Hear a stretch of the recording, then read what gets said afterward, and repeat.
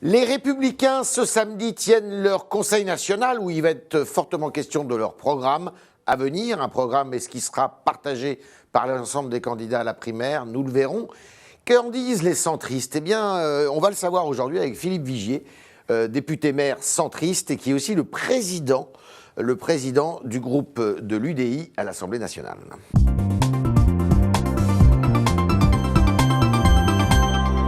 Philippe Vigier, bonjour. Bonjour. Alors, vous avez dit, c'était en début de semaine à l'Assemblée nationale, juste après ce qu'on appelle le Brexit, il faut vite divorcer des Britanniques. Enfin, c'est à peu près l'idée que vous avez défendue.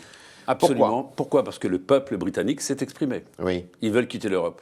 Oui. Ils quittent l'Europe. Oui. Qu'on continue de travailler avec eux, mais sous une forme différente. Oui. Sinon, si cette décision n'était pas respectée, D'accord. que penseraient les autres pays? Donc, ce qu'il faut Ça serait un mauvais exemple donné aux autres peuples. Attendez, les Britanniques ont toujours vécu en union libre Ouais. avec l'Europe. Moi, je me souviens de Margaret Thatcher discutant Ouais. avec François Mitterrand pour récupérer toujours Give plus my boy d'argent. the back. Je me souviens du 19 février récent, où François Hollande avait encore donné des nouveaux avantages aux Britanniques. Ils veulent faire leur route, qu'ils la fassent. Et simplement, mais l'Europe doit repartir sur de nouvelles Alors, bases. c'est quoi les nouvelles bases? Les nouvelles bases, c'est simple. C'est un accord intergouvernemental. Parce qu'un nouveau traité dans les prochaines semaines, c'est impossible. Il faut plusieurs années pour qu'un traité soit écrit. Donc, il faut que le noyau dur des 6 pays qui ont fondé l'Europe, peut-être également avec l'Espagne, le Portugal, soit capable de s'entendre sur 4 projets. Le problème, de la sécurité et de la défense. On l'a bien vu avec les problèmes des attentats. Deuxièmement, le problème des migrants. Il faut une politique coordonnée. Troisième sujet, c'est le problème économique. Un gouvernement économique de l'Europe pour faire en sorte qu'il y ait un nouvel élan pour cette Europe. Et puis la défense. On ne peut pas être les seuls à aller lutter contre les terroristes. Alors, l'UDI a toujours défendu, c'est Jean-Christophe Lagarde que vous connaissez bien, qui est le président de l'UDI qui parle, l'UDI a toujours défendu une vision fédéraliste de l'Europe. Le bal des hypocrites s'ouvre aujourd'hui sur son avenir, mais que de temps et d'occasions perdues. L'Europe fédéraliste, c'est vraiment l'ambition des centristes? Oui, mais derrière le mot fédéral, bien sûr, je l'ai rappelé à la tribune cette semaine. Ce que je viens de vous dire sur ces accords, sur cet accord politique, si on avançait sur ces 4 questions, sécurité, défense, immigration, développement économique, ça serait un signe positif, non pas d'une Europe tatillonne, mais d'une Europe efficace qui protège. Oui, mais c'est tout sauf l'Europe fédéraliste qui est exprimée aujourd'hui quand on écoute un peu les peuples à travers l'Europe. C'est l'Europe des nations qui veulent, c'est l'Europe souveraine. Ce sont des pays souverains. Mais c'est là où ils font erreur. Ah. Croyez-vous que seul... Donc vous n'êtes pas sur la même ligne que M. Valls, vous n'êtes pas sur la même ligne que beaucoup chez les Républicains. Mais absolument, mais c'est une position singulière de l'UDI que nous revendiquons. Oui. L'Europe s'occupe de trop de choses. Qu'elle se ressente sur les 4 sujets dont j'ai parlé tout à l'heure. On a compris ça, mais fédéraliste, c'est un gros mot, c'est comme libéral, c'est comme... vous voyez ce que je veux dire? C'est un gros mot, c'est faire confiance aux acteurs locaux, c'est faire en sorte que l'on soit capable, ensemble, un noyau dur de définir des vraies politiques. Mais vous faites disparaître les frontières, vous faites disparaître les nations. Mais les frontières, elles ont déjà disparu. Schengen est mort, vous le savez comme moi. Oui. Regardez ce qui se passe à Calais. Mais, que l'Europe, mais Nicolas Sarkozy dit qu'il faut un deuxième Schengen. Je le dis également que Schengen a volé en éclats, justement avec une Europe fédérale.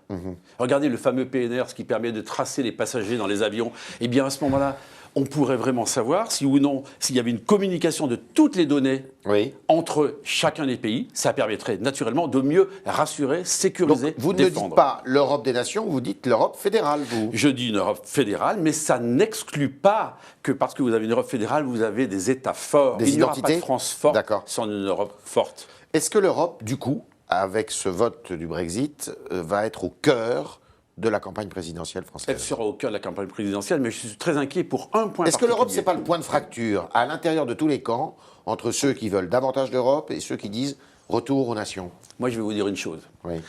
Tout le monde sait que l'Europe est un chemin pour que ça aille mieux. Mais tout le monde sait aussi que l'Europe ne va pas bien pour des dysfonctionnements. Regardez ce qui s'est passé. Le Brexit, le débat, c'était mardi. Mercredi, déclaration de M. Juncker. Dans le cadre du traité que nous négocions, vous savez, avec les Américains, le fameux TAFTA. TAFTA, inutile d'associer les parlements nationaux. J'ai demandé le contraire mardi après-midi. Et c'est pour cela que ça ne va pas. C'est quand l'Europe prend des décisions sans nous. Il faut remettre les politiques, oui, les ministres, au cœur du projet européen. Ils ne le sont pas, et c'est la Commission, et ce sont les technocrates qui prennent les décisions.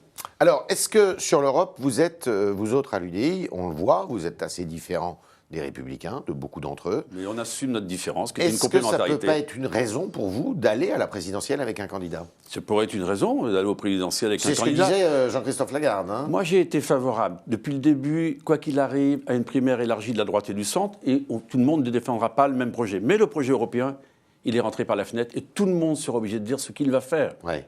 Tout le monde sera obligé de dire ce qu'il va faire. Qui doit être celui qui doit porter vos couleurs à la présidentielle? Bah, écoutez, pour le moment, personne de l'UDI va porter nos couleurs aux élections présidentielles. Jean-Luc Borloo serait là, il l'aurait fait naturellement, Ouais. et je suis persuadé qu'il aurait été... Il ne peut pas revenir, Borloo? Je ne sais pas. On dit Vous lui en avez parlé? On dit toujours qu'à circonstances exceptionnelles, moyens exceptionnels, non, je crois il a mis un trait d'arrêt Oui. à sa vie politique, mais on vit un moment particulier, on ne sait jamais. En tout Et cas, pourquoi ne pas organiser des primaires à l'intérieur de la famille centriste? écoutez, on est parti depuis le début sur une primaire de la droite et du centre. Voilà. Moi, je Oui, reste... mais vous n'êtes pas de cette primaire. Parce qu'il n'y a pas de candidat encore déclaré. Attendez, le départ de la course, c'est pas encore maintenant, ça sera début septembre, on Ouais. verra déjà quels sont ceux qui sont amenés à concourir. Je regrette qu'on ne le fasse pas. Et pourquoi ça ne serait pas M. François Bayrou, du Modem? Que je sache, il n'est pas UDI encore. Oui, mais Bien. il est centriste. Mais lui, il est parti sur une autre... Il est centriste, lui, il est hein. parti, absolument. Et il est parti sur une autre idée, Oui. c'est de soutenir Alain Juppé. En tout cas, il y a une chose que je vous dis aujourd'hui. On a vocation à tous se retrouver dans le même groupe parlementaire pour peser demain, peser dans le projet, peser à l'Assemblée C'est qui nationale. tous Parlez de qui? Tous, l'UDI, le Modem, tous les centristes doivent se D'accord. retrouver. Comme d'ailleurs, ça se passe au Sénat depuis 2011. Très bien. Il y a le Conseil national, j'en parlais en introduction, des Républicains ce week-end, ce samedi. Il va être fortement question de sujets programmatiques, précisément. Normalement, le programme des Républicains devrait être arrêté. Qu'est-ce qui vous distingue, vous, les centristes, du programme qui pourrait être arrêté en dehors de l'Europe? On l'a vu, puisque vous n'êtes pas tout à fait sur la même longueur d'onde. Par exemple, il ne vous a pas échappé que lorsque Nicolas Sarkozy était président de la République, sur les problèmes de compétitivité, nous avons Oui. été ceux, avec Jean Arthuis, avec Charles de Courson, qui avons défendu la TVA compétitivité. Vous savez, Oui. c'était le seul moyen justement de mieux se protéger. Vous voyez, Oui. on peut être européen convaincu Oui. et mieux protéger notre pays. Eh bien, c'est un sujet sur lequel nous sommes porteurs d'une vraie ambition. Nous sommes porteurs également d'une vraie ambition sur la décentralisation. Faisons confiance, ce pays... Il n'en peut plus de ces sphères parisiennes qui veulent tout étouffer. Nous voulons faire respirer le pays. Et il y a des forces formidables. Et nous ne sommes plus Pourtant, il y décentralisateurs. a un millefeuille terrible Il y a en un France. millefeuille. Mais il ne s'agit pas encore d'aller faire une énième réforme territoriale. Ouais. On peut simplifier. Et puis, il y a une chose. C'est la méthode de gouvernement. Je crois que ce qui vient de se passer, notamment avec la loi travail, où on verra bien que mardi prochain, ça se terminera dans un nouveau 49.3. Donc, c'est un désastre pour Ouais. François Hollande. Désastre. L'homme du dialogue social, qui n'existe plus. L'homme Oui. qui a cassé la gauche en deux. L'homme qui a cassé les syndicats en deux va encore échouer une nouvelle fois. Donc nous, là-dessus, Oui. justement, le paritarisme. Vous voyez ce qu'avait fait Borloo avec le Grenelle de l'environnement. Oui. Remettre le dialogue social au cœur de tous les projets. La réforme de retraite ne se fera pas sans dialogue social. Est-ce que vous voterez une motion de censure s'il y a un 49.3? Je ferai comme la fois dernière, j'en signerai une avec Christian Jacob. Oui. Et naturellement, il y aura une motion de censure de la droite et du centre. De la droite et du centre, et vous appellerez tous les centristes à la voter? Je vous rappelle que la fois dernière, quasiment tous l'ont voté. D'accord. Vous redoutez une droitisation programmatique, justement, des Républicains? Merci de me poser cette question. Ça me permet de vous expliquer tout simplement qu'il n'y aura pas de victoire à la présidentielle s'il n'y a pas union de la droite et du centre pour ces élections présidentielles. Donc- bien sûr, il y a une droitisation. Et on verra bien que dans la primaire, si c'est qu'une primaire entre républicains, elle se droitisera et qui exigera de recentrer le message. On sait comment on fait. C'est les méthodes de Mitterrand. Dans un premier temps, on qu'est-ce qu'on fait? rassemble son camp. On rassemble son camp et dans un deuxième temps, on élargit. Mais le centre est indispensable, espace de pondération, de dialogue. Et puis, je crois que nous avons des projets innovants pour l'avenir. D'accord. Juppé, Sarkozy, puisqu'on voit que dans les sondages, encore ce matin dans le Figaro, ce sont les deux favoris. Il semble se dégager. Pour le moment, on verra au mois de septembre ce qui se passera. Lequel vous convient le mieux? Non, moi, écoutez, je suis président d'un groupe parlementaire. Mon boulot, Ouais. c'est d'amener tout le monde à bon port et de Ouais. faire en sorte qu'on Ouais. gagne la présidentielle. Ouais. Il y a une chose que je ne veux pas. Vous serez derrière, celui qui sera désigné, vous serez derrière. Moi, je me positionnerai en faveur de celui qui sera désigné. D'accord. Et Il il faut n'est pas respecter- question que vous y alliez tout seul dans votre coin? Non, les je ne suis centristes. pas candidat aux élections présidentielles, ni à la primaire, ni M. ni Lagarde, directement. il Mais dit pas ça, écoutez, lui. pour le moment, il n'a pas déclaré sa Vous n'êtes pas candidature. un peu divisé chez les centristes à l'UDI là? Vous connaissez beaucoup de familles politiques où ils sont toujours unis sur tout. Nous, on a des différences sur ce sujet, par exemple avec Jean-Christophe Lagarde. Mais c'est une richesse que de ne pas dire la même chose. D'accord. Parce que sinon, nous n'aurons plus On peut rien. voir ça comme ça. Bah écoutez, vous voulez qu'on regarde les messages des Républicains ou des socialistes, c'est encore mieux. Ouais. Vous croyez que l'homme qui voulait tourner le dos à la finance et qui veut recréer la City à Paris, François Hollande, c'est pas facile, c'est la vérité. Mais oui, mais vous savez, souvent il a un mot, François Hollande, c'est le mot cohérence. En fait, c'est le prince de l'incohérence. Alors, après la présidentielle, il y a les législatives. Ça va mal se passer, les investitures? Comment ça va se passer avec les Républicains? Bien. Écoutez, le Front National... Ce qu'ils ont décidé récemment, là, ça vous convient? C'est-à-dire que là où vous êtes déjà en poste, ou déjà élu, eh bien, il n'y aura pas de concurrents républicains, mais simple, ailleurs. Pas d'agression entre nous. Là où il y a un républicain sortant, on le soutient.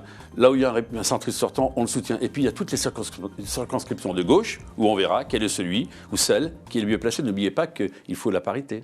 Et vous la respectez, la parité?